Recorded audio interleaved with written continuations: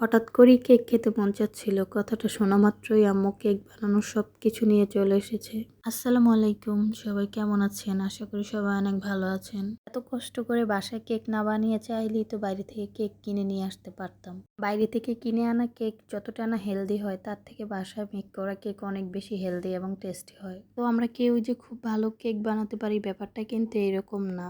কোনো রকম চেষ্টা করি কেক বানানোর। বাসায় মোটামুটি কেক বানানোর প্রায় সব কিছুই আছে। কয়েকদিন পর পর কেক বানিয়ে এক্সপেরিমেন্ট করে থাকি। এই এক্সপেরিমেন্ট করতে গিয়ে কতগুলো কেক নষ্ট করে ফেলেছি, পুড়িয়ে ফেলেছি, বাট হাল ছেড়ে দেইনি। কখনো না কখনো ভালো কেক তৈরি হবেই। যাই হোক, আজকের যে কেকটা তৈরি করা হচ্ছে, এই কেকের নাম হচ্ছে মালাই কেক। এই মালাই কেকের নামটা যতটা না সুন্দর, খেতে তার থেকে অনেক বেশি মজার।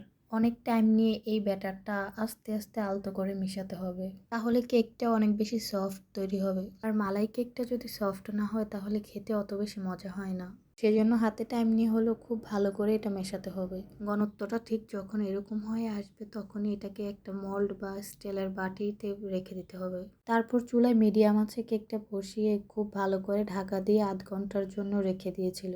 এই কেকটা একদম সাধারণ কেক যেভাবে বানানো হয় সেম টু সেম ওইভাবেই তৈরি করা হয়। জাস্ট একটাই ইনগ্রিডিয়েন্ট সবশেষে মিল্ক অ্যাড করে দিতে হয়। কেকের উপরে কাজু বাদাম আর মিল্ক দেওয়ার পরে ফ্রিজে প্রায় 1 ঘন্টার জন্য এটা রেস্টে রেখে দিতে হয়। তৈরি হয়ে যায় ঠান্ডা রসমালাই কেক।